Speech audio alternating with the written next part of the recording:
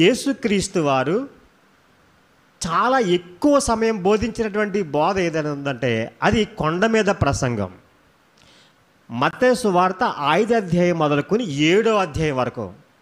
అది ఒక్కసారి కాదు, రిపీటెడ్గా మీరు చదివితే, ఎక్కువసార్లు చదివితే, అవసరమైతే మీరు బై హార్ట్ చేసేస్తే, అంటే కంఠోపాఠం చేసేస్తే ఇక మీకు బైబిల్ అర్థమైపోయినట్లే. యేసుక్రీస్తు వారు చేసినటువంటి బోధ గనక, ఆ కొండ మీద చేసినటువంటి బోధ గనక మీకు అర్థమైతే మీకు బైబిల్ సంపూర్ణంగా అర్థమవుతుంది. థీమ్ బైబిల్ సంపూర్ణతకు థీమ్ అదే.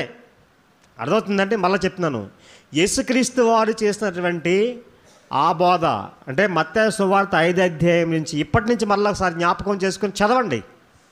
5వ అధ్యాయం నుంచి 7వ అధ్యాయం వరకు ఉన్నటువంటి ఆ భాగాన్ని పదే చదవండి, మీకు అర్థమైపోతుంది. అప్పుడు ఈజీగా బైబిల్ని అర్థం చేసుకోవచ్చు. తర్వాత ఉన్నటువంటి అంశాలు మీకు అర్థమవుతాయి. యేసు ప్రభు వారు చేసినటువంటి ఆ బోధ కనుక మీకు అర్థం కాకపోతే ఇక మిగిలిన విషయాలు ఏవి అర్థం కాదు. కనుక ఈరోజు ఆలోచన చేయండి, మీకు కొన్ని సంగతులు జ్ఞాపకం చేస్తాను. ఎందుకంటే ఈరోజు వాక్యానుసారంగా నడుచుకోవటం మాని వాక్యాన్ని తనకు అనుకూలంగా మలుచుకునేటువంటి సేవకులు ఈరోజు చాలామంది ఉన్నారు. వారి యొక్క గుంపులో చాలామంది ఈరోజు వెళ్ళిపోయారు. ఈరోజు వాళ్ళు నిత్య జీవానికి చేరవలసినటువంటి వారు నిత్య నరకానికి జారిపోయారు. ప్రియమైన దేవుని, చాలా బాధగా ఉంది వారి గురించి.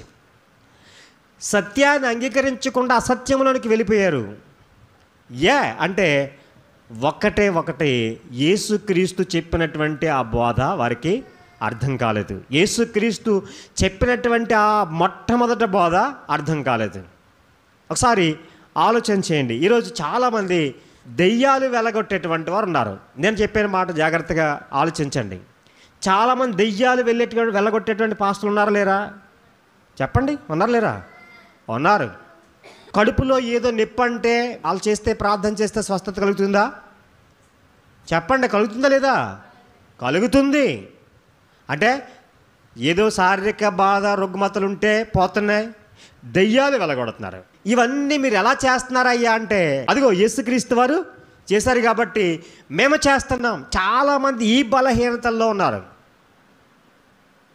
అంటే సేవకుడు వాక్యం బోధించేవాడు ఎవరిని తీసుకుంటున్నాడు అంటే యేసుక్రీస్తు వారిని తీసుకుంటున్నాడు. యేసుక్రీస్తు వారు ఏం చేశారు? ఆయన స్వస్థత చేశారు. ఇంకెవరు చేశారు? అపోస్తులు చేశారు, మేము చేస్తాం. అవునా? ఆలోచించండి ప్రియమైన దేవులారా, మనసు పెట్టండి. కొద్ది నిమిషాలు మనసు పెడితే మీకు అర్థమైపోతుంది. అంటే అపోస్తులు చేశారు, యేసుక్రీస్తు వారు చేశారు కనుక మేము చేస్తున్నాం అని ఈరోజు చెప్తూ ఉన్నారు. నిజమే కదా? నేను అడుగుతున్నాను, యేసుక్రీస్తు వారు స్వస్థత చేసినటువంటి విధానాన్ని చూద్దాం. వాక్యంలోకి వెళ్ళక్కర్లేదు, మీరు విన్నటువంటి కొన్ని సంగతులు జ్ఞాపకం చేస్తాను. యేసుక్రీస్తు వారు సేన అనేటువంటి దెయ్యం పట్టినటువంటి ఒక్కనికి స్వస్థత చేశారు. విన్నారా? ఆయన ఆ దెయ్యాన్ని దేనిలోనికి పోగొట్టారు? పందుల్లోనికి వెళ్ళగొట్టాడు. ఈరోజు స్వస్థత చేసేటువంటి వారు ఎవరైనా ఈ పని చేస్తారా? చేయరు.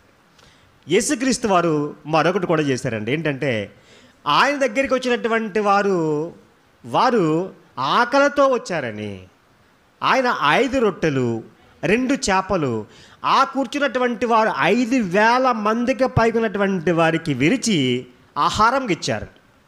ఈరోజు యేసుక్రీస్తు వారు నేను చేస్తున్నానన్నటువంటి వారు ఉన్నారు కదా, వారు ఎవరైనా ఆహారం పెట్టారా? ఇలాగా ఆస్వాదించి ఆహారం పెట్టారా? నేను అడిగే ప్రశ్నలకి మీరు సమాధానం చెప్పాలి. పెట్టారండి? ఎవరైనా పెట్టారా?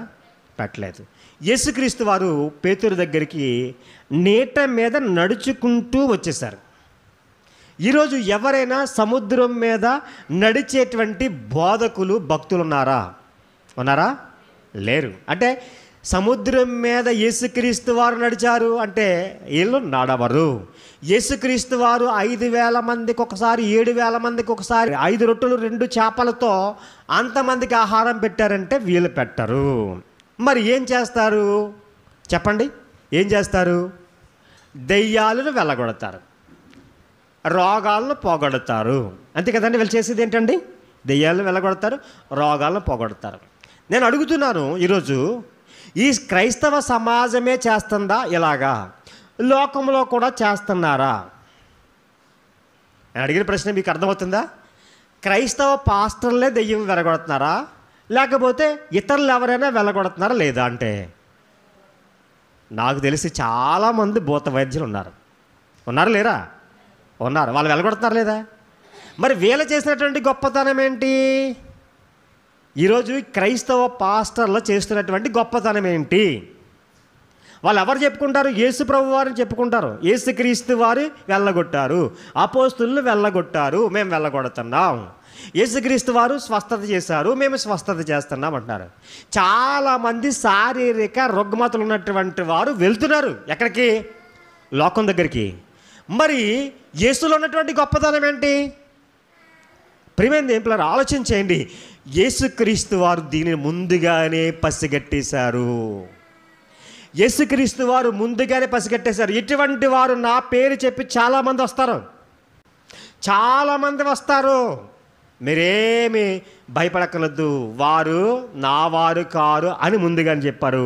ఒకసారి మీరు ఇప్పుడు తీయండి, మత్తయి సువార్త 7వ అధ్యాయం చూడండి. మత్తయి సువార్త 7వ అధ్యాయం 13వ వచనం చదవండి. అది గురించి నేను చెప్పాను కదా, మత్తయి సువార్త 7వ అధ్యాయం యేసుక్రీస్తు వారు చేసినటువంటి బోధ. అది గురించే మత్తయి సువార్త 5వ అధ్యాయం నుంచి 7 అధ్యాయాలు సంపూర్ణంగా ప్రతి క్రైస్తవుడు చదవాలి. ప్రతి క్రైస్తవుడు చదివితే ఈరోజు అమాయకులు ఎవరు? నిజమైనటువంటి క్రైస్తవులుగా మిగులుతారు, లేకపోతే అమాయక క్రైస్తవులుగా ఉండిపోతారు.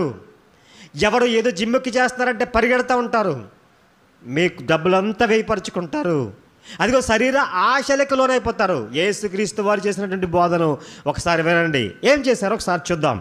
13వ వచనం, ఇరుకు ద్వారమున ప్రవేశించుడి, నాశనమునకు పోవు ద్వారము వెడల్పును, ఆ దారి విశాలమునై ఉన్నది, దాని ద్వారా ప్రవేశించువారు అనేకులు అని చెప్పనమాట అండి. ఇక్కడ ఏమన్నాడు? ఇరుకు ద్వారమున ప్రవేశింప పోరాడు. యేసు ప్రభు బోధ ఎలా ఉంది చూసారా? ఇరుకు ద్వారమున ప్రవేశించేవారు ఎక్కువ మంది ఉంటారు, తక్కువ మంది ఉంటారు. యేసు ప్రభు బోధ ఎలా ఉంది చూసారండి? పోరాటముతో ఉంటుంది, ఇది చాలా కష్టముగా ఉన్నట్టు ఉంటుంది. అది ఏది అంటే కింద అంటాడు, జీవమునకు పోవు ద్వారము అన్నాడండి. నువ్వు జీవానికి వెళ్ళాలని యేసుక్రీస్తు నమ్ముకుంటే అది కఠినంగా ఉంటుంది, కష్టంగా ఉంటుంది, బాధగా ఉంటుంది. దానిలో ప్రవేశించడానికి ఎక్కువ మంది ఉండరు అక్కడ.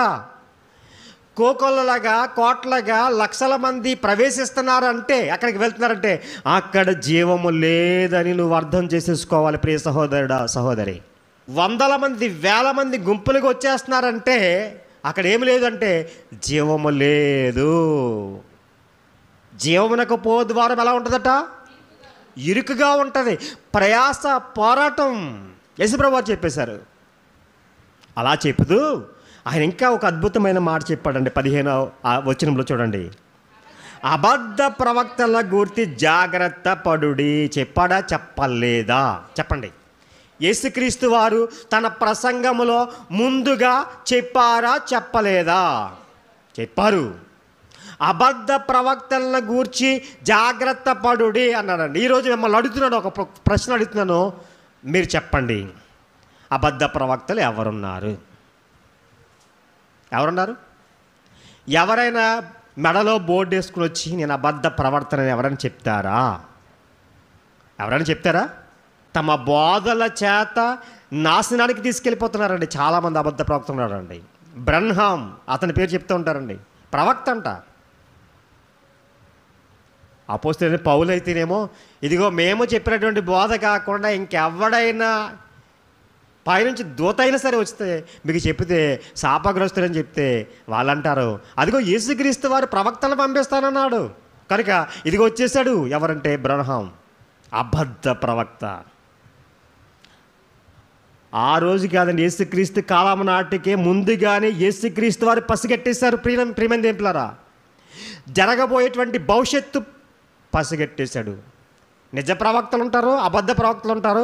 అబద్ధ ప్రవక్తల గురించి జాగ్రత్త పడమన్నాడు. ప్రవక్తల మీ దగ్గరికి వస్తానని చెప్తున్నారు ఈ కల్లబుల్లు వాళ్ళు. ఆలోచన చేయండి.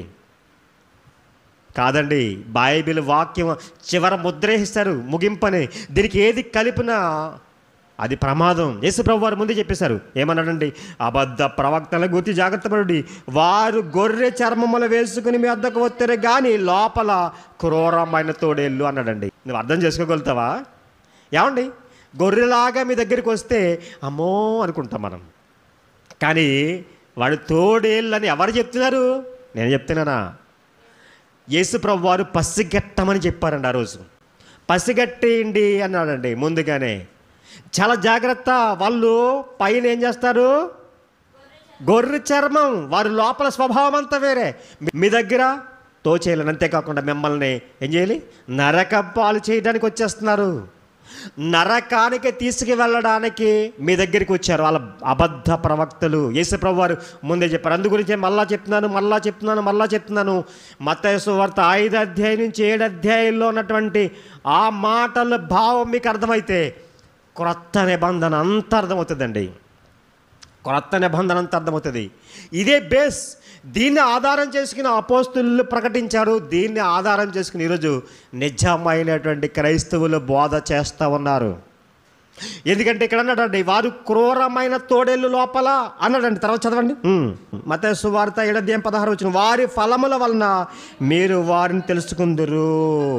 మీరు అలా తెలుసుకుంటారయ్యా అంటే వారి ఫలం వల్ల తెలుసుకుంటారు అని చెప్పాడన్నమాట అండి. యేసుక్రీస్తు వారు ముందే చెప్పారండి. కొన్ని హింట్ ఇచ్చేశారు. మీరు గమనించండి. ఈరోజు ప్రసంగం విన్న తర్వాత, ఈ బోధ విన్న తర్వాత మీకు అర్థమైపోవాలి.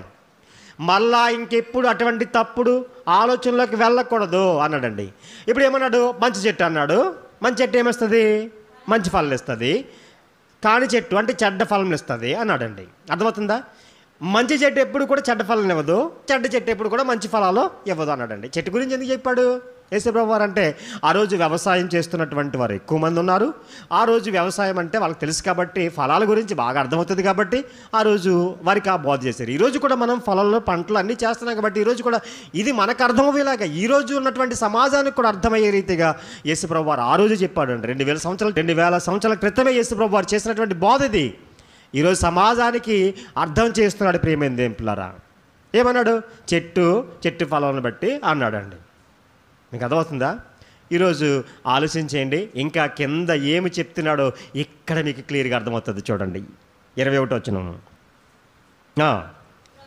ప్రభువా అని నన్ను పిలిచి ప్రతివాడు పరలోక రాజ్యంలో ప్రవేశించడు కానీ పరలోకమందు నా తండ్రి చిత్త ప్రకారం చేయవాడే ప్రవేశిస్తాడు. ప్రభువా, తండ్రి, నాయన, స్తోత్రం అని నువ్వు అంతమాన స్తోత్రం అని పలికేస్తే పరలోకి వెళ్ళవు. నీ ఇష్టానుసారంగా నువ్వు జీవిస్తూ దేవుడు చెప్పినటువంటి మాటను అసలే ఖాతరు చేయకుండా, ఆయన ఆలోచనలే తెలియకుండా, ఆయన ఉద్దేశం తెలియకుండా, లేఖనాలు అర్థం చేసుకోకుండా, వాక్యం అర్థం కాకుండా పరలోకం వెళ్ళిపోతామో అనుకుంటే భ్రమలో ఉన్నాము. మర్చిపోకండి. నేను పరలోకం వెళ్ళిపోతాను, బాప్తిసం తీసుకున్నాను కాబట్టి పరలోకం వెళ్ళిపోతాను, నేను ప్రభువాని ప్రార్థన చేస్తున్నాను కాబట్టి పరలోకం వెళ్ళిపోతాను అనుకోకండి. యేసుప్రభు వారు బోధ చెప్తున్నారు, ఆయన బోధ చేస్తున్నారు. పరలోకం ఎవరు వెళ్తారు అంటే తండ్రి చిత్త ప్రకారం అన్నాడండి. తండ్రి చిత్త ప్రకారం చేయాలి. మరి దేవుని యొక్క చిత్త ప్రకారం చేయాలంటే దేవుని యొక్క వాక్యం అర్థం అవ్వాలి కదండి. అర్థం అవ్వాలి కదంటే అర్థం అవ్వలేదండి. అది గురించి కింద అంటున్నాడు. చూడండి కింద అంటున్నాడు, ఆ దినమందు అనేకులు నన్ను చూచి ప్రభువా మేము మీ నామమున ప్రవచించలేదా? నీ నామమున దయ్యమును వెళ్ళగొట్టలేదా? నీ నామమున అనేకమైన అద్భుతములు చేయలేదా అని చెప్పుదురు. అప్పుడు నేను మిమ్మను ఎన్నడూను ఎరుగను, అక్రమము చేయి వాళ్ళారా నా యొద్ద నుండి పొండని వారు చెప్పేదును. చూడండి, యేసుక్రీస్తు వారు ఇది చెప్తున్నారేంటి పైనుంచి?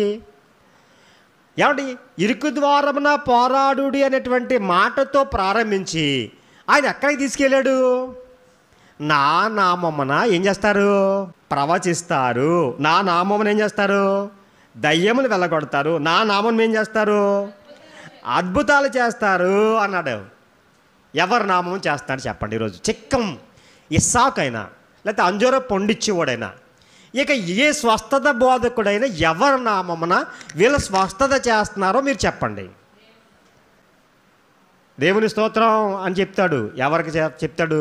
ఈ దేవునికి చెప్తాడు. యేసుక్రీస్తు నామంలో వెళ్ళమని ఆజ్ఞాపిస్తున్నాడని చెప్తున్నాడు. ఏ నామం చెప్తున్నాడు? యేసుక్రీస్తు నామంలో. ఆలోచించేయండి. యేసుక్రీస్తు వారు ముందుగా బోధ చేస్తూ చెప్తున్న మాట. ఎవరి నామంలో చేశారు వీళ్ళు? యేసుక్రీస్తు నామంలోనే. ఎవరి నామంలో దెయ్యం వెళ్ళగొట్టారు? యేసుక్రీస్తు నామంలోనే. అద్భుతాలు ఎవరు నామంలో చేశారంటే యేసుక్రీస్తు నామంలోనే.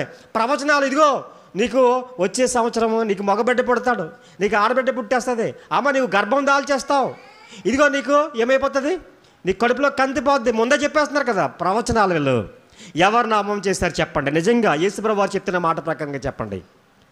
నా నామమనే అన్నాడండి. యేసుక్రీస్తు వారు వీళ్ళ భవిష్యత్తు చెప్పాడు. ఏమన్నాడు తెలుసండి? అక్రమము చేయి వాళ్ళారా నా యొద్ద నుండి పొండని వారితో చెప్పుదును అన్నాడండి. మీరు అర్థం చేసుకోండి. ఫ్యూచర్ చెప్పేశాడు. వీళ్ళ ఫ్యూచర్, ఈ అద్భుతాలు చేసేటువంటి వారి యొక్క ఫ్యూచర్ చెప్పాడండి దేవుడు యేసుక్రీస్తు వారు. ఈ సూచక్రియలు లేకపోతే ప్రవచనాలు చెప్పేటువంటి ఈ అబద్ధ ప్రవక్తల గురించి ముందుగానే యేసుప్రభువు వారు చెప్పారండి. ఇక అక్కడికి పోతున్నారంటే యేసుక్రీస్తు వారు చెప్పినటువంటి మాట మీకు అర్థం కాలేదు. ఏమంటే వాళ్ళేమో ఈ యేసుక్రీస్తు వారు చేసినటువంటి ఆ మాటలు తీసుకుని వారికి అనుకూలంగా మలిచేసుకున్నారు దేవుని యొక్క వాక్యాన్ని. కానీ బైబిల్ ఏం చెప్తుంది తెలుసండి? వాక్యానుసారంగా బ్రతకాలి. మనం ఎలా బ్రతకాలో బైబిల్లో అన్నీ చెప్పాడు. ఎలా బ్రతకాలో చెప్పాడండి. బ్రతకావలసినటువంటి విధంగా మానేసి ఇదిగో ఈ దెయ్యాల కోసం, ఈ స్వస్థల కోసం, ఈ ప్రవచనాల కోసం పరిగెడతావా? వాళ్ళేమో కోట్లకు అధిపతులు అయిపోతారు, నువ్వు బికారైపోతున్నావు. నిజమేనండి, నిజం. వారి యొక్క ఒక్కసారి వాళ్ళని ఇన్వెస్టిగేషన్ చేసి చూస్తే అండి, వారు సంపాదించినటువంటి ఆస్తిని చూస్తే కోట్లలో ఉంది ఈ స్వస్థత చేసేటువంటి వారు. ఏమంటే యేసు నామములో వీళ్ళు చేస్తున్నటువంటి స్వస్థతలు. కానీ యేసుప్రభువు వారు ముందే చెప్పేశాడు, అక్రమము చేయి వాళ్ళారా నా యొద్ద నుండి పొండే అని చెప్పుదునన్నాడు. ఇప్పుడు మీరు చెప్పండి, నేను అడుగుతున్నాను ప్రశ్న. నిజంగా ఈరోజు యేసుక్రీస్తు నామమున స్వస్థతలు, దయ్యాలు వెళ్ళగొడుతున్నటువంటి వారు, లేకపోతే అద్భుతాలు చేస్తున్నటువంటి వారు యేసు చెప్పినటువంటి ఈ మాట ప్రకారం వారు క్రమము చేస్తున్నారా, అక్రమము చేస్తున్నారా? అక్రమము చేస్తున్నారు. ఇక మీరు మరిచిపోకూడదు, ఏదో ఉందంటే పరిగెట్టకండి. యేసు నామమున అక్రమము చేస్తున్నారు వీళ్ళు, వ్యాపారం చేస్తున్నారు వీళ్ళు, వ్యాపారం చేస్తున్నారు. నిజం, ఇది వాస్తవం.